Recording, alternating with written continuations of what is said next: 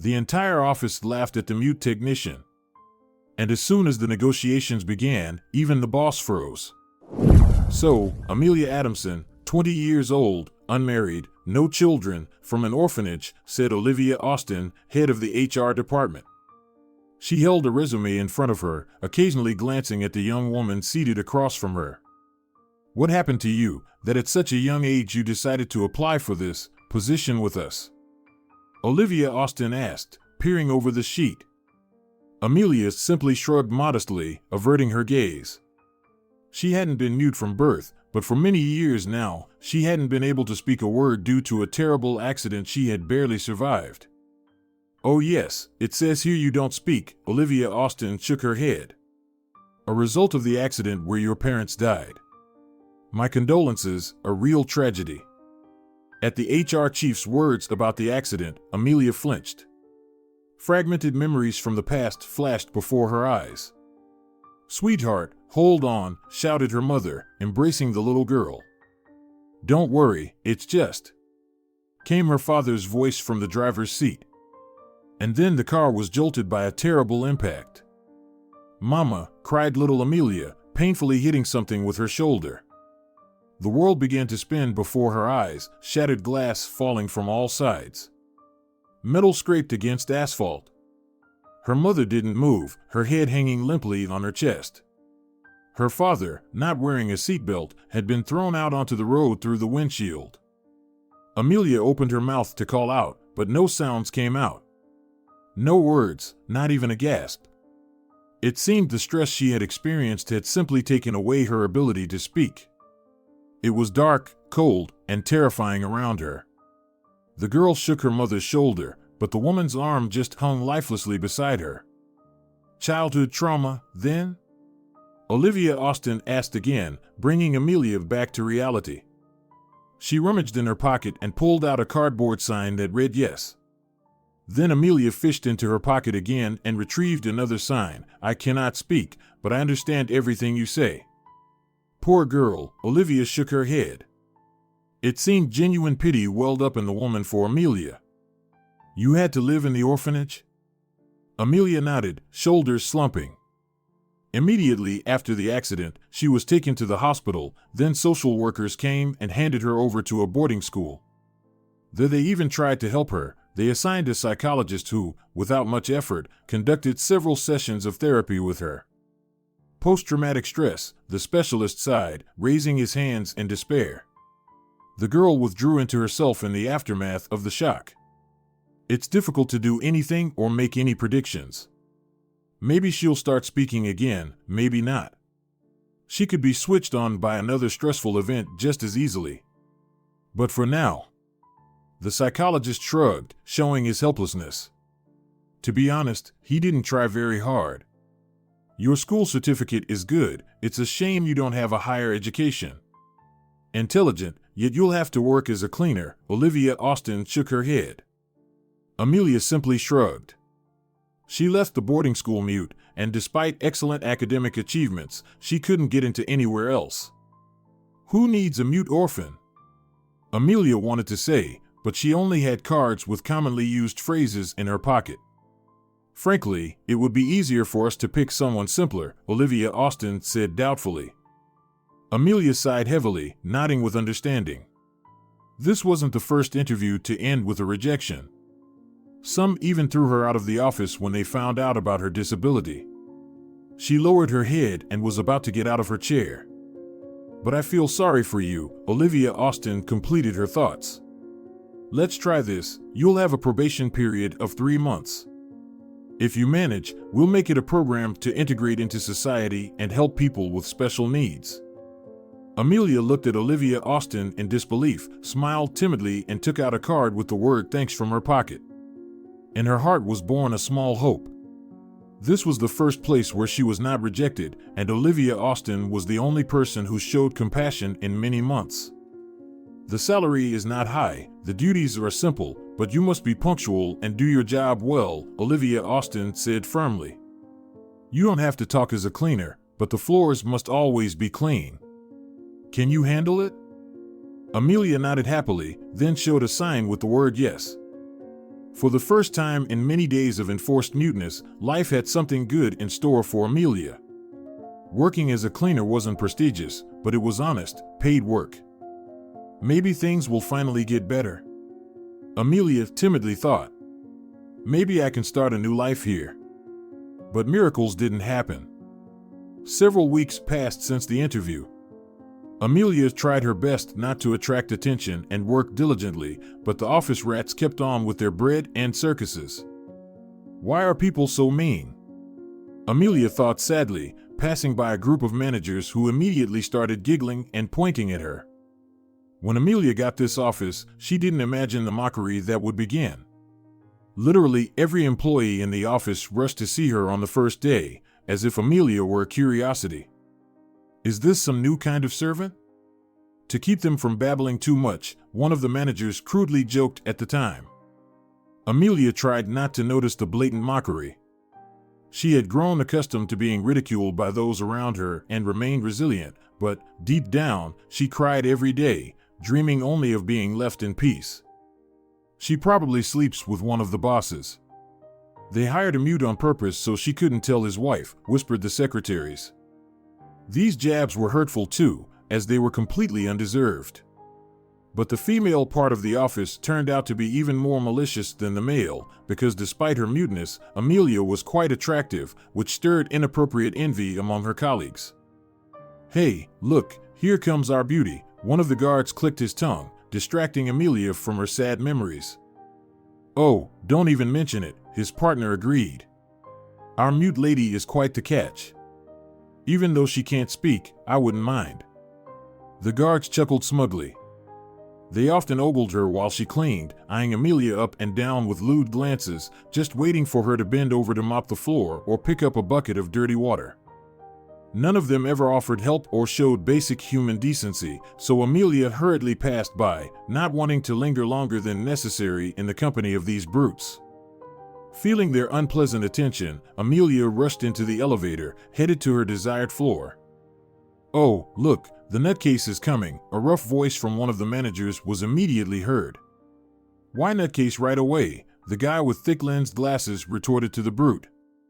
And who in their right mind at 20 would willingly be a cleaner? The brute continued his mockery. Life is just beginning, you could go to school or somewhere else, there are surely better places even without an education. And this? The manager sneered at Amelia, contorting his face into some kind of grimace. It was probably meant to depict muteness, but Amelia didn't bother trying to decipher these barbaric antics. Hey, are you deaf too? The manager got annoyed. You think you can just ignore me? Suddenly, he shoved Amelia in the shoulder, causing her to sway to the side and then crash into the elevator wall, losing her balance. She let out a heavy sigh, painfully hitting one of the handrails, and to add insult to injury, cardboard cards spilled from her pocket, the ones she used to communicate with others. What's all this? The manager grinned maliciously, picking up the white rectangles. Amelia started to gather them up, but the manager pushed her away again. Thank you, please, I can't speak, but I understand everything you say. Are you some kind of prompter? The manager laughed, showing the collected cards to the others. Amelia backed into the corner, huddling her legs close to her chest. She felt hurt, scared, and deeply offended by the undeserved onslaught of mockery that had descended upon her. What have I done to deserve this? Amelia thought bitterly, tears welling up in her eyes. Look, here's the crybaby, the brute pointed at her, the one who had taken the cards. Why are you crying? We're just joking around. With these words, he threw the cards towards Amelia, causing them to rain down on her like a paper storm. It's just like in the orphanage, every single one of them, all around. What have I done to offend them so much? Amelia felt a lingering pain spreading through her soul, infecting every cell of her body with bitter anguish. The world, like this elevator cabin, seemed a grim prison to her, where each day brought only suffering. The managers continued to laugh, seemingly relishing her tears, and Amelia didn't know where to hide from their malicious stares. It was as if a merciless crowd had gathered around her, pelting her with cutting taunts. Their voices sounded like spiteful blows, penetrating the deepest recesses of her soul. I can't even respond, defend myself, or seek help. Amelia thought sorrowfully, always left alone with her pain and fear, imprisoned by her silence. And what's with the sobbing here? You think anyone will pity you, came the rough voice overhead. Want me to be your protector? You'll have to try hard for me to want to defend you. No voice, but everything else in order for you? A new burst of laughter erupted, and Amelia's heart clenched at such cruel treatment. Tears of mute despair filled her eyes. In her heart, there was nothing left but a sense of helplessness and hopelessness. Amelia longed for liberation from these demeaning shackles of being a punching bag, yearning to feel a friendly shoulder she could lean on and share her torment. Back off from the girl, Oscar. Can't you see she's already hysterical? Suddenly came a voice from the guy in glasses. Amelia flinched. Entangled in a web of mockery and ridicule, she already felt herself drowning in an ocean of dark emotions, simply cowering in the corner, her lips trembling with restrained tears. Who do we have here? A hero, mocked Oscar. You're still just an intern, freshly graduated from university, and already barking at senior employees? Oscar immediately turned his attention away from Amelia, looming threateningly over Jacob. Maybe I'm a quiet guy with a harmless appearance and thick lenses in my glasses, but I can't just walk by something like this. Jacob bravely spoke out. Despite his gentle demeanor, the intern's chest harbored a big, kind heart. Why are you fixating on her? She hasn't harmed anyone. Or do you just want to flex your muscles and humiliate someone who can't even respond to you? Jacob retorted. His voice trembled with embarrassment and uncertainty, yet it carried feelings that silenced the others. Some of the mockers immediately backed off, averting their embarrassed gazes. But the rest found a new target, gathering behind Oscar and venomously smiling at their next victim. What, you aiming to join the defenders now, smart guy? Oscar sneered. Look at our little gray mouse trying to protect the mute girl. Friends of Oscar chuckled obsequiously, supporting their leader. Oh, maybe her condition is contagious? Oscar continued his mockery. Tell us, are you also on the path to losing your voice? Jacob stepped back, but his back met the cold elevator wall. There was nowhere to escape in the confined space, and his feeble attempt to retreat only emboldened the mockers. Or are you essentially mute already? Can't voice your opinion, though you seem to make sounds, Oscar menacingly lowered his voice. Jacob felt bitterness at his own imperfections, which set him apart from all these guys. Like in school, he was being bullied here, but despite it all, in Jacob's heart burned a spark of determination to defend the mute cleaner. You can laugh at me all you want, Jacob whispered, but leave the girl alone. Hearing this, Amelia looked at him with mixed feelings. On one hand, she was grateful to her sudden defender for standing up for her, and on the other, she knew well that now the guy, innocent in all this, would become just as much an outcast.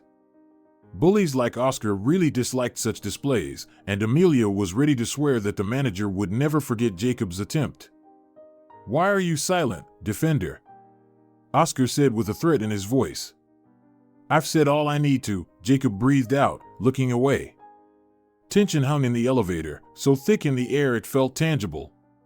The mockers behind Oscar continued to giggle, and Jacob clenched his teeth, silently enduring their taunts. Suddenly, a melodious chime rang out. The sliding doors opened, releasing their passengers onto the floor. We'll talk more, squirt, Oscar tossed out as he exited. The other managers followed suit, casting meaningful glances at the remaining pair. So we've become outcasts, Amelia thought sadly, gathering the cards from the floor. Don't mind them, they're just idiots, Jacob said with a trembling voice. He crouched down to help the girl pick up the cardboard rectangles. Despite everything, Amelia was grateful to Jacob, at least for trying. Perhaps in her whole life, she had never met a guy who would stand up for her against a crowd of bullies who surpassed him in strength and status. Amelia gently touched Jacob's shoulder and showed him a card from her open palm. Thank you. Several weeks passed. The encounter in that ill-fated elevator became fateful for Jacob and Amelia, intertwining their lives together. They began to spend more time together, unaware of how their initial sympathy grew into romantic feelings. "I can't understand why they pick on you," Jacob said, handing Amelia a cup of coffee. "You're so kind, gentle, peaceful. Can't people stand someone who's not at all like them?" "I wish I knew," Amelia thought, then smiled and shrugged. Her heart fluttered. In the unassuming Jacob, she found her protector, whose company helped her not to despair and to keep the inner light alive.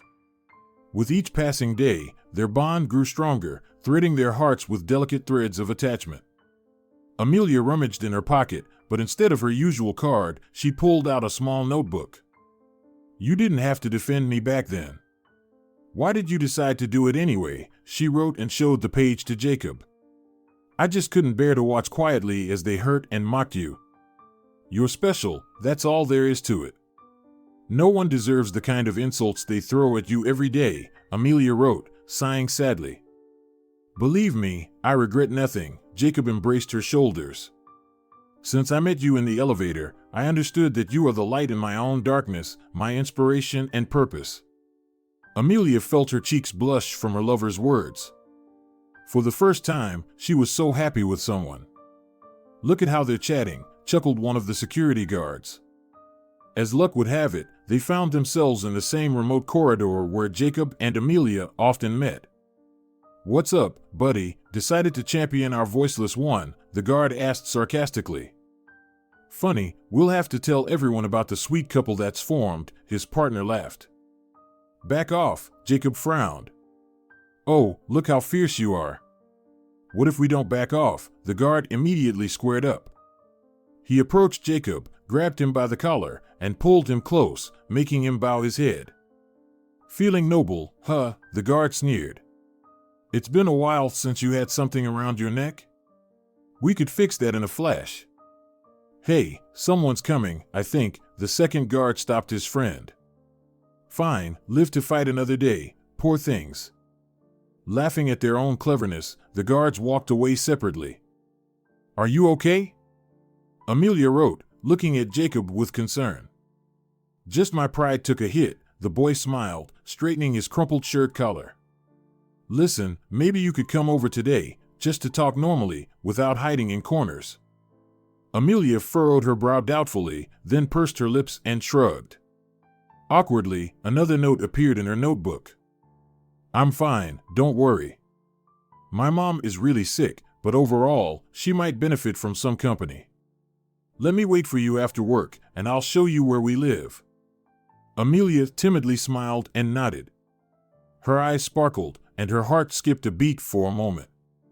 Instead of words, she simply hugged Jacob tightly, feeling how the warmth of his body melded with hers.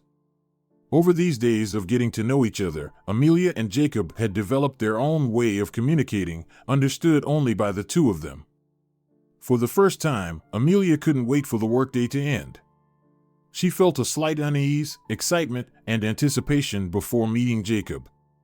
Amelia eagerly awaited to see his smile again, to get lost in her beloved's eyes, and to hear his voice. For her, a girl raised in an orphanage, stepping over the threshold of his home meant opening the very soul of a person, gaining their complete and unconditional trust.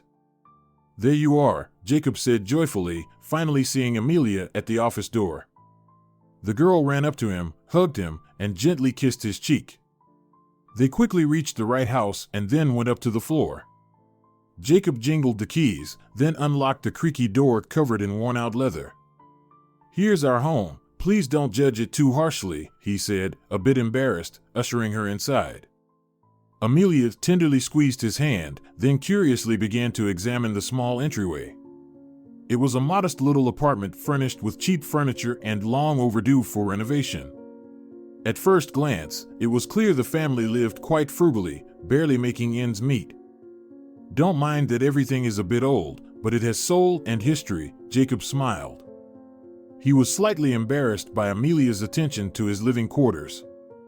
"I dream of starting to redo everything someday, but for now, there are more important things. I save all the money for my mom's medications. I love her, and I'm willing to do anything just to see her get better." "Jacob, do we have guests?" A female voice came from the room. Yes, Mom, I wanted to introduce you to Amelia, Jacob replied, embarrassed. Soft footsteps were heard, and a tall, slender woman emerged into the corridor. No, perhaps even skinny. Amelia tried to politely smile, but her gaze immediately filled with sympathy. Jacob's mother looked genuinely frail, her cheekbones were sharp, her hands and legs were as thin as twigs. Blue veins with traces of multiple injections showed through her porcelain-colored skin. My name is Isabella Barlow, she weakly smiled. Come into the kitchen, let's sit down.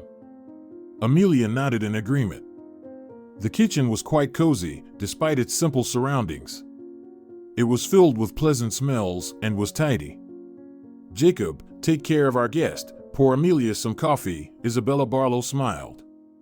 The sunset is so beautiful today, it would be nice to go for a walk.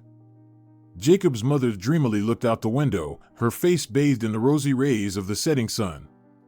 Amelia sadly smiled, imagining how much this woman longed to be outside these four walls. Is everything okay at your work? Isabella Barlow asked. Mom, really, you found another topic, Jacob grumbled darkly. Everything's fine, we have a great team and a nice boss, Amelia wrote in her notebook. Well, God willing it's all true, Isabella Barlow said, looking at her son. Jacob blushed and stared into his cup. Of course, he didn't talk about the difficulties with his colleagues. But he couldn't hide from his mother's attention the bad mood he often returned home with. It's good that you've met. Jacob seems to have changed for the better with you, Amelia, Isabella Barlow said. Matured, perhaps. Mom, stop it, Jacob smiled awkwardly. Your son is a very good person and he helps me a lot, Amelia wrote in her notebook, showing it to Isabella with a smile. Oh, kids, I hope everything works out for you, Isabella warmly said, taking Jacob and Amelia's hands. Amelia felt a warm glow in her chest from her smile. She saw for the first time such love and understanding that reigned in Jacob's home. Now she understood why her beloved had grown into such a good person. Amelia, forgive me for asking, but Jacob mentioned you grew up in an orphanage, Isabella Barlow cautiously said. My parents died when I was very young, Amelia wrote. I'm sorry for reminding you, Isabella shook her head. I just wanted to say that you will always be an important part of our family. I'll accept you like a daughter and will always be glad if you want to come again. Jacob's mother placed her hand over Amelia's, and the girl felt tears welling up in her eyes. She gratefully hugged Isabella, feeling for the first time in her life complete acceptance and understanding she had never known before. They sat together for some more time, continuing their unhurried conversation about everything under the sun. Amelia didn't want to leave such a cozy home, but she had to go to work again tomorrow. Thank you for welcoming me so warmly. I promise to visit more often, Amelia wrote in her notebook. Thank you. Son, walk the young lady home, Isabella smiled. Amelia headed to the hallway to get dressed. I liked her, she's a good girl, Isabella's muted voice came. Never mind that she's mute, what matters is that she's a good person. Take care of her. Jacob soon joined Amelia in the corridor, helped her put on her coat, and they walked out together onto the street. The sunset had long disappeared, leaving a pleasant coolness in the air that chilled their skin. I'm glad we met, Amelia wrote in her notebook. You're the best thing that's ever happened to me in life, Jacob softly replied. Their faces were inches apart. Amelia closed her eyes with fluffy eyelashes, leaned forward slightly, and kissed Jacob. Several days had passed since their visit. The love between Amelia and Jacob only grew stronger, finally uniting their loving hearts together. They no longer cared what others thought, and the young couple stopped hiding their affection even in the office. You know, they say there's a mole in the office, Jacob said, meeting Amelia during their lunch break. Digging up your beds and stealing carrots? Amelia wrote with a smile. Well, if only, Jacob snickered. Somebody is leaking important information to our competitors, and it's causing the company significant losses. Is it really that serious? Amelia wrote, looking worriedly at her beloved. Yes, Jacob nodded. The director even brought in the security service. They're searching for the infiltrator on every floor, questioning everyone, almost conducting interrogations in the storage room. Amelia shook her head, somewhat relieved that she wasn't involved in all this fuss. As a simple cleaner, she had no access to any data and therefore automatically avoided suspicion. Right now they're searching our department, while everyone's gone for lunch, turning our workstations upside down.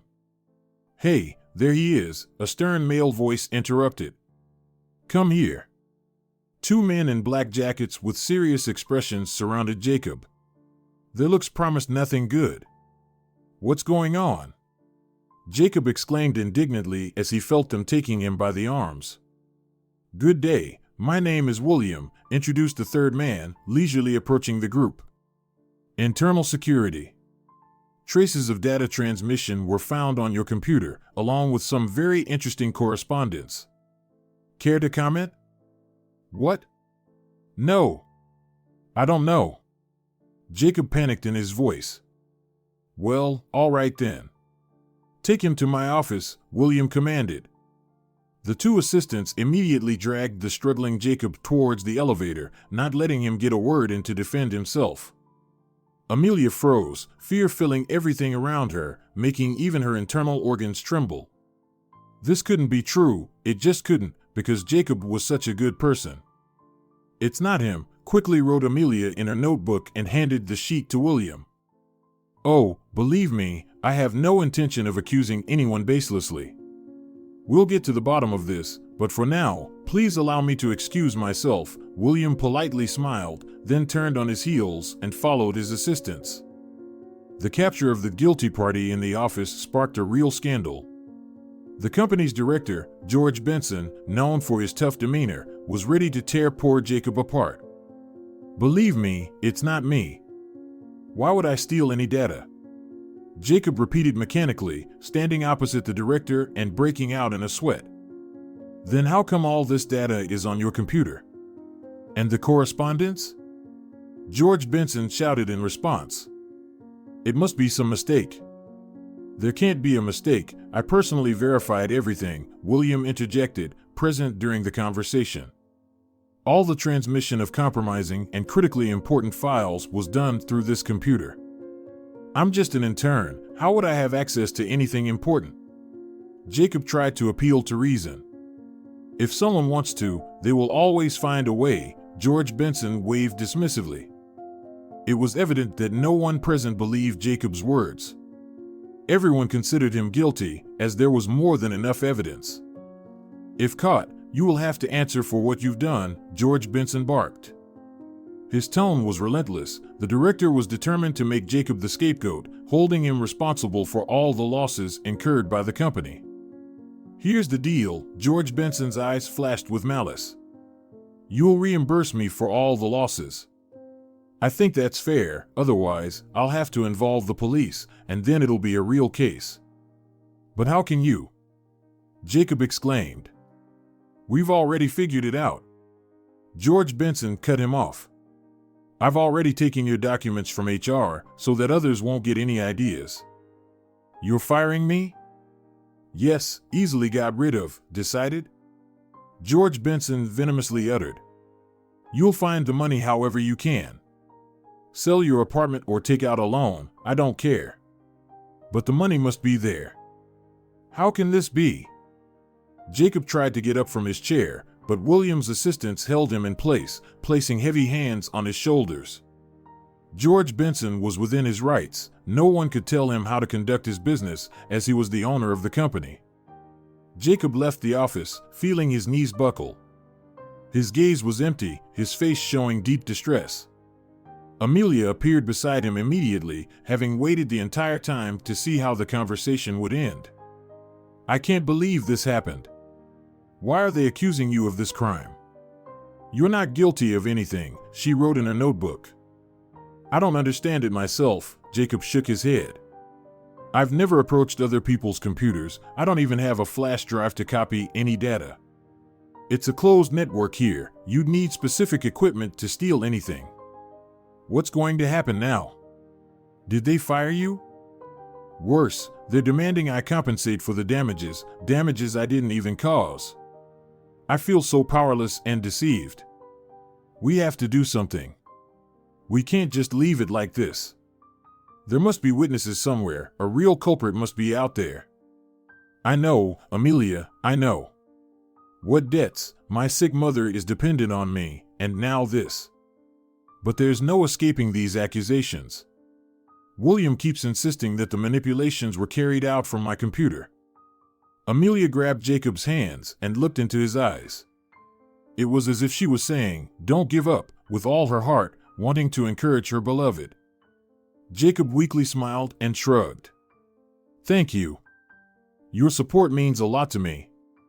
I'm not giving up, I'm just in a bit of shock and completely lost. Give me some time, and we'll prove my innocence together." Amelia hugged him, feeling his hands wrap around her shoulders in response. Together, they were ready to overcome any challenges. All right, don't cry," Jacob said. Amelia tried to force a smile in response to his words, but tears continued to run down her cheeks, tracing hot paths. Despite all his assurances, she had no idea how to help Jacob and could only hope that fate would be kind to them.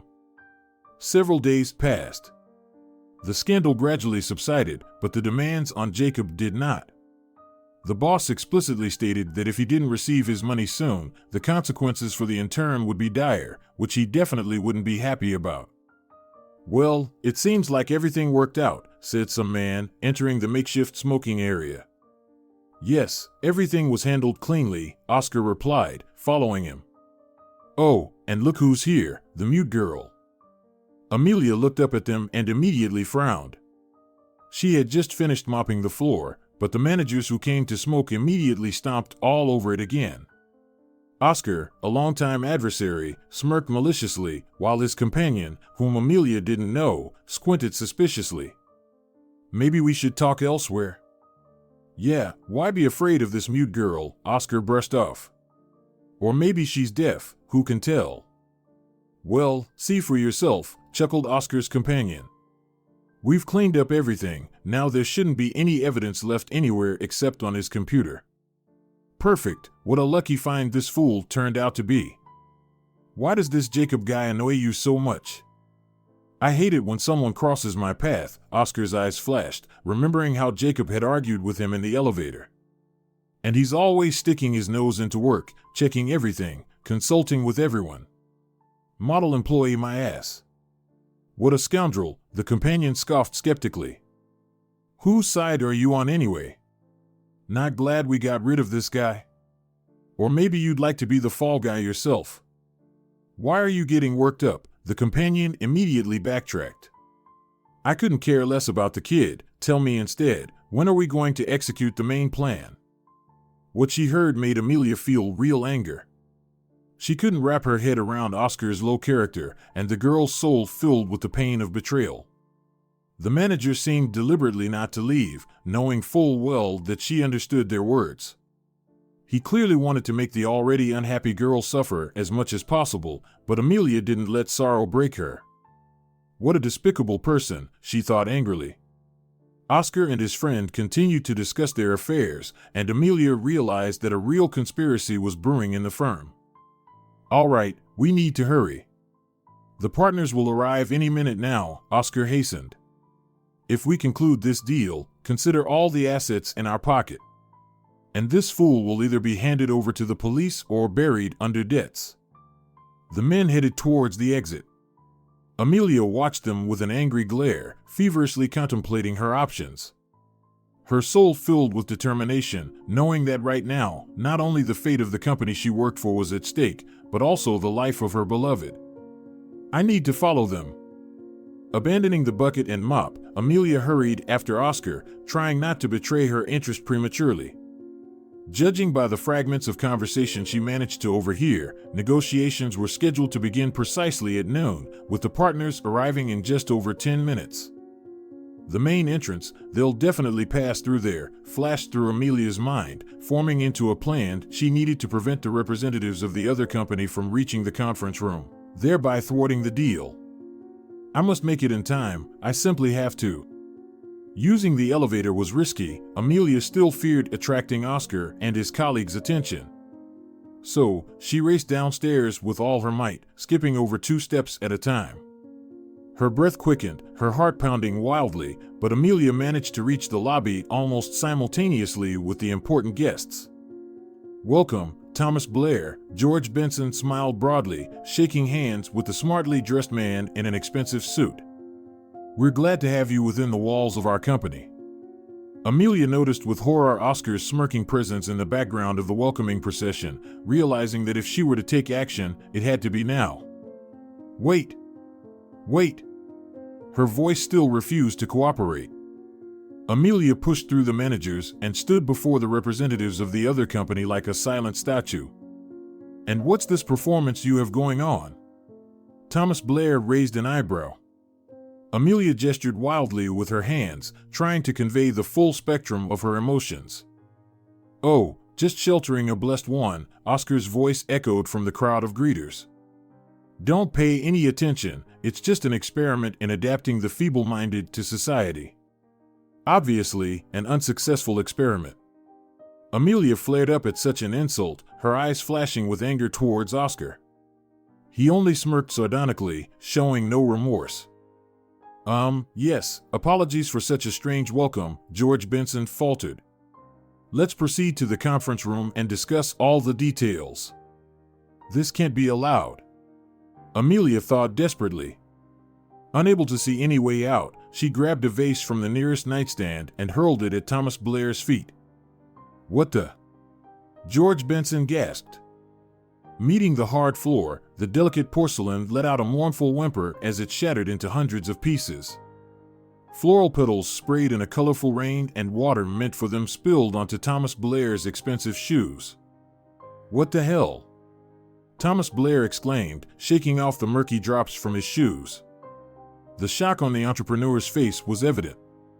"Do you have idiots working here?" Thomas Blair demanded. "Maybe I should look for other partners then?" No, everything's fine." George Benson began to babble. The director's face went pale. "You know what? There will be no more negotiations." "I'm done," Thomas Blair declared, casting a disdainful glance at Amelia. "But wait, what about?" "Goodbye." The representatives of the other company followed their boss, one by one disappearing behind the doors of the main entrance. "What a mess is this?" George Benson exclaimed furiously, scanning the high-ranking guests. "Bring that, janitor, to my office." William's assistants appeared as if out of thin air and lifted the girl by her arms. Amelia herself hadn't expected such a stunt from herself and was trembling like a leaf now. Now that the rush had subsided, she fully realized the potential consequences awaiting her. "Have you lost your mind?" George Benson sprayed in anger when they both found themselves in his office. "Idiot, do you know how much this deal could have brought? You've never seen that kind of money in your life. I've been courting that snob for 6 months, and some mute ruins it all?" Amelia slumped into the chair where William's helpers had placed her. She trembled all over, feeling her helplessness and fear, much like the day of the infamous accident. Jacob's plight, Oscar's treachery, and her own anxieties almost drove her into a trance-like state. She felt the walls she had built up over the years crumbling down. For the first time in her life, Amelia didn't want to flee but to fight back. To show that she too was worth something, because she acted solely in the interests of justice. Whether from fear or the desire to help Jacob, Amelia took a deep breath and then, "You just don't understand. They were trying to deceive you." George Benson froze, staring at his employee in astonishment. "But aren't you mute?" Amelia herself couldn't believe it. Shock and bewilderment pierced her, as she hadn't heard her own voice for years. Her lips still burned from the words spoken, her throat tingling slightly from the unfamiliar strain. "It's all Oscar, the senior manager. He set up Jacob, he's the one who leaked your data to the competitors. Oscar conspired with them. If the deal had gone through, your business would have eventually ended up with him."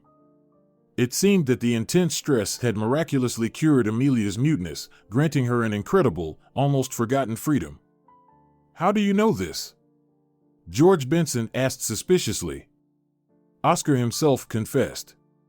He wanted to mock me, thinking a mute wouldn't be able to tell, and who would believe a mentally deficient person. George Benson looked closely at Amelia, then shook his head. The girl wasn't stupid, and she wouldn't have behaved like a madwoman, smashing a vase right under his business partner's feet, if there wasn't a good reason for it. I'm quite surprised by all this, frankly shocked. But for some reason, I believe you, the businessman said. Amelia breathed a sigh of relief.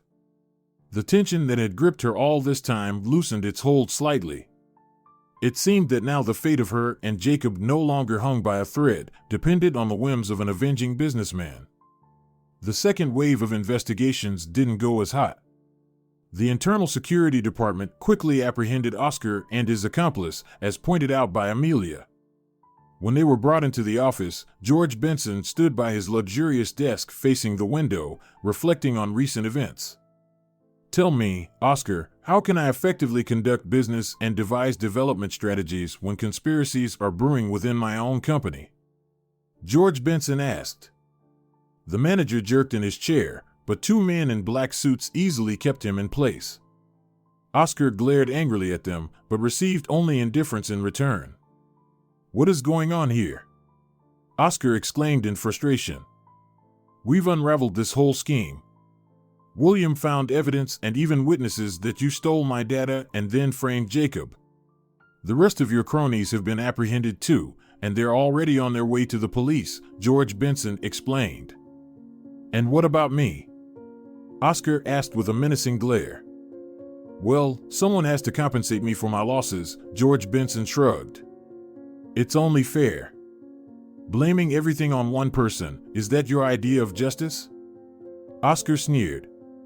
You didn't seem too concerned when you pinned previous debts on Jacob, George Benson retorted. The manager let out a spiteful exhale, feeling completely powerless. His game had finally come to an end, and it seemed that the time had come to answer for all his crimes. After some time, following the exposure of everyone involved in the conspiracy, the company's affairs returned to normal.